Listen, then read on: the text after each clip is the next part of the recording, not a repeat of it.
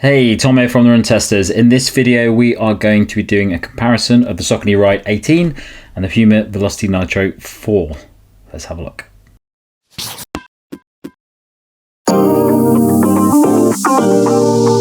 The Saucony Ride 18 costs £130 or $140. It weighs 266 grams or 9.4 ounces for men in a size 8, and the drop is 8mm. The Puma Velocity Nitro 4 costs £110 or $140. It weighs 266 grams or 9.4 ounces for men in a size 8, and the drop is 10mm. The Saucony Ride 18 is a daily shoe that receives a few updates to the popular Ride 17. The biggest of those is the addition of PWRRUN Plus in the midsole, a foam designed to make the shoe lighter, softer and more responsive than its predecessor, as well as an improved level of energy return. The outsole also aims to have better durability and grip, alongside a smoother ride due to flex grooves towards the front of the shoe. Finally, there's a new engineered mesh upper to increase breathability and provide a stretchy fit to improve lockdown and comfort. In addition, there's an updated heel collar designed for an improved level of cushioning. The shoe is also available in a wide version. The Puma Velocity Nitro 4 is the latest version of one of the most talked about shoes on the channel, with previous models delivering an impressive balance of durability, comfort and versatility at a price that far undercuts a lot of the competition.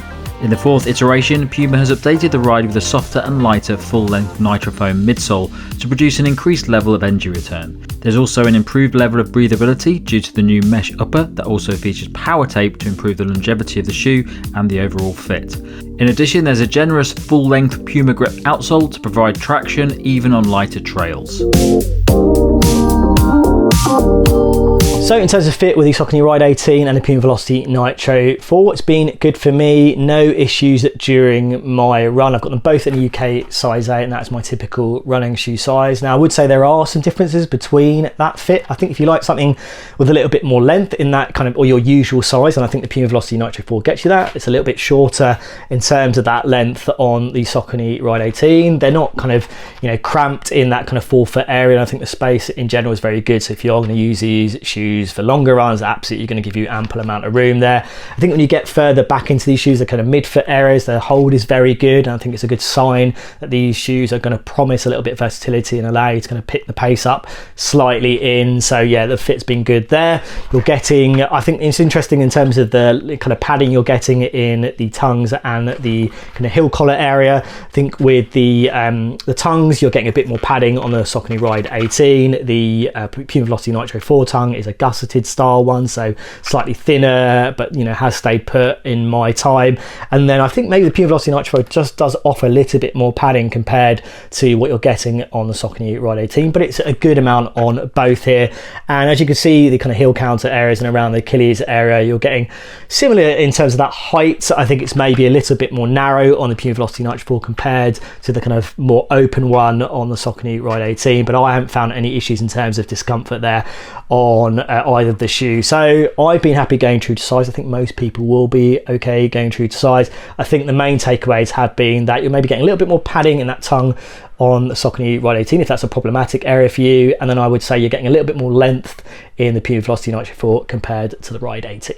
So the fit for me in these two shoes, similar length in both of them. I would say that the Ride 18 does have quite bit more space than I'd normally expect in my UK size 8, but it's a very comfortable shoe. There's plenty of space around the front of the foot, there's plenty of space in the midfoot as well, and there's lots of padding around it, so I found it to be a very, very comfortable shoe. I would definitely stay to my UK size in this. I don't think you'd want to go any higher, even though there's slightly more space, because I did find it to be very comfortable, nice and easy shoe to get a lockdown fit in, so I would stay to my UK size 8 in those.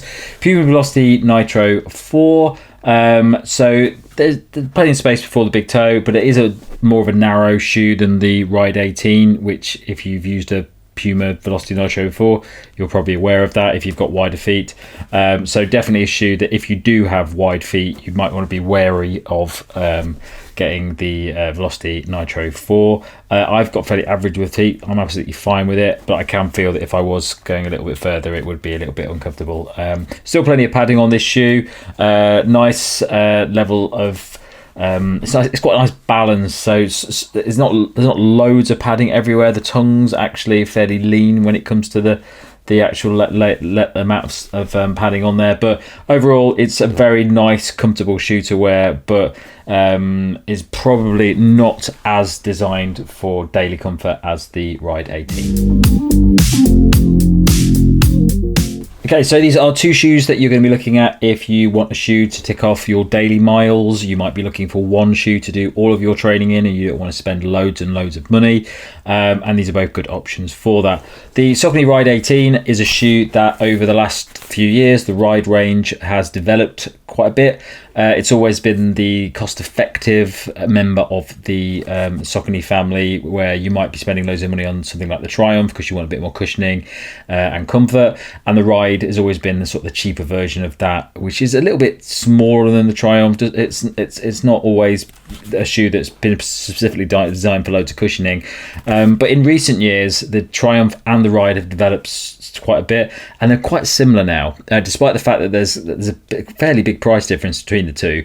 The Ride is really, really good. It's really come on in the last two versions, whereas the Triumph hasn't really come on in the last two versions. And we've just done a versus with the Triumph 23, and I actually preferred the Ride 18 to the Triumph 23, just because I think it's a bit more versatile. The overall feel of the Ride 18 is one of it ticks a lot of boxes. It's not the most amazing easy shoe out there, but you can definitely do easy runs in this. It's not the fastest shoe out there, but you can definitely do faster sessions in it. So it's a really good shoe if you're maybe a beginner, or if you're somebody who just wants a general shoe to stick in your rotation to just chow through the miles in comfort, but might want to do a little bit more.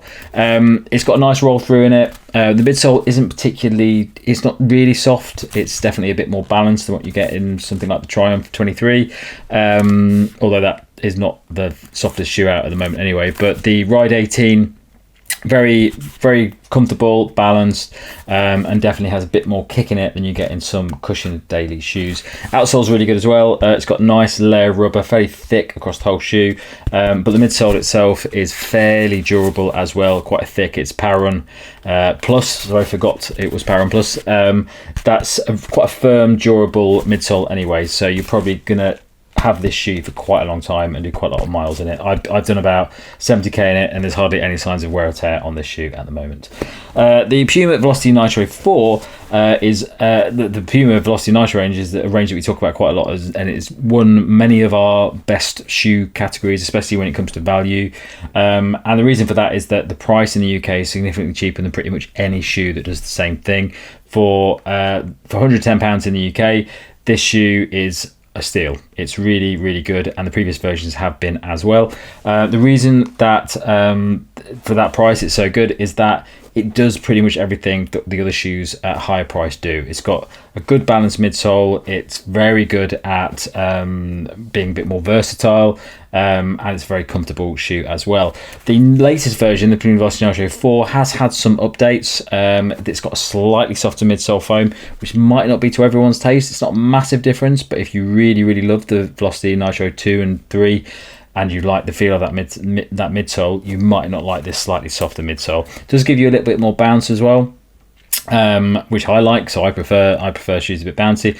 If you want that more traditional feeling shoe, then you might not like that softer midsole quite as much. I would say in comparison to the Ride 18, it is a bit more versatile. It does feel a little bit lighter on the feet, does feel a little bit like there's a bit more energy in that midsole, so I'd definitely say it's a more versatile shoe, and equally I think it's probably slightly better at easy runs as well, just because of that new midsole in it. So it's got that going for it as well. The other thing it's got going for it is the outsole. So it's got Puma Grip outsole rubber on it, which is really, really good. You've probably heard us talk about Puma Grip quite a few times, but it's the sort of rubber that you can use out on lighter trails and things, and it works really, really well. So there's a lot of big positive points to the Puma Velocity Nitro 4, and not just the price in the UK. So in terms of my running time, these two shoes, I've enjoyed running in both, and I think if you are looking for kind of solid daily trainer options, shoes with versatility, then absolutely these are ones that can deliver that. I think in terms of delivering that versatility, that performance, I think there are some differences, and I think that does, or will maybe separate it for some people looking for a shoe of this kind of category, or between these two. I think the first thing to note is the weight of these two shoes. Now, not heavy shoes, but if you want the lightest shoe. The Puma Velocity Nitro 4 is the light and has been for me in my UK size 8.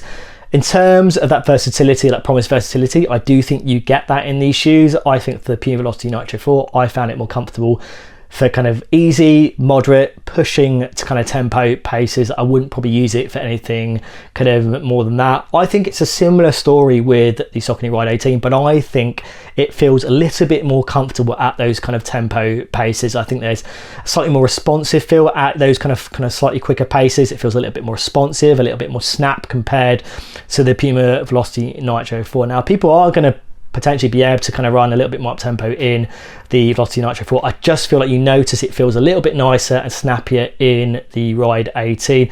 These are shoes that definitely you can go and run long in, and they're going to give you good levels of comfort, good level of protection as well under your foot, and they're going to feel pretty stable in general as well.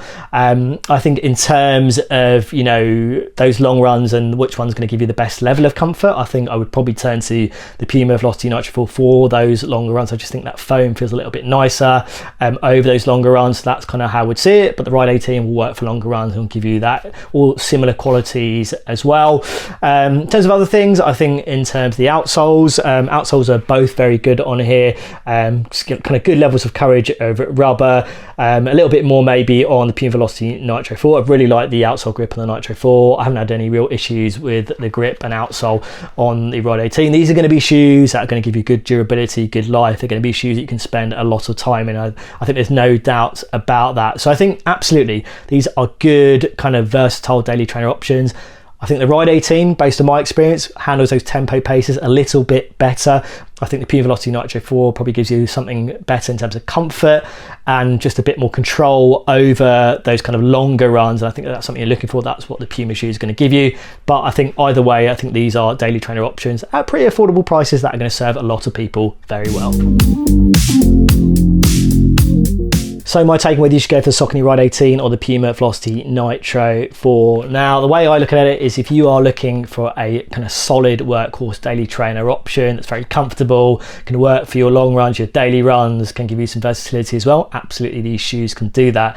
If it was my money and I had to pick one, stick into my rotation, I think it would be the Saucony Ride 18. I really put that down to the fact that, you know, what I look for in a daily trainer is something that gives you that's, you know, that extra bit of versatility, particularly at those kind of faster paces. I would say more tempo paces. I felt doing that is more comfortable or feels kind of, you know, more acceptable to do in the Saucony Ride 18. I think I would be looking at the Puma Velocity Nitro 4 as a daily trainer if I was looking for something that is definitely going to offer lots of comfort over those longer runs.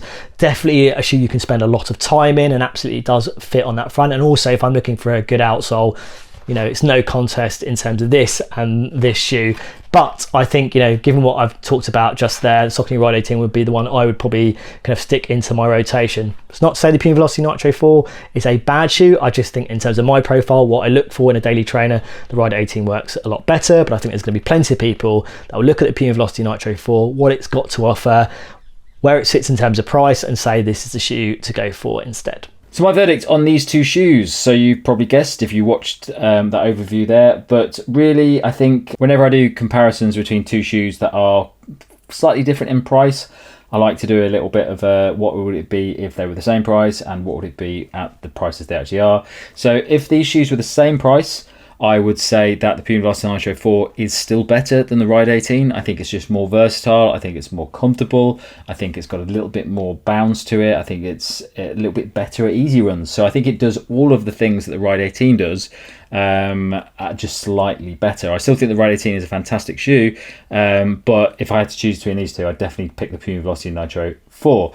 Now, the fact that it is about £30 cheaper in the UK just makes it such an easy win for the Puma Velocity Nitro 4. I do think the Ride is a fantastic shoe, but when you go this up against the Puma Velocity Nitro 4, it's just a fantastic shoe that punches well above its price point. So for this versus, I am going for the Puma Velocity Nitro 4 all the way.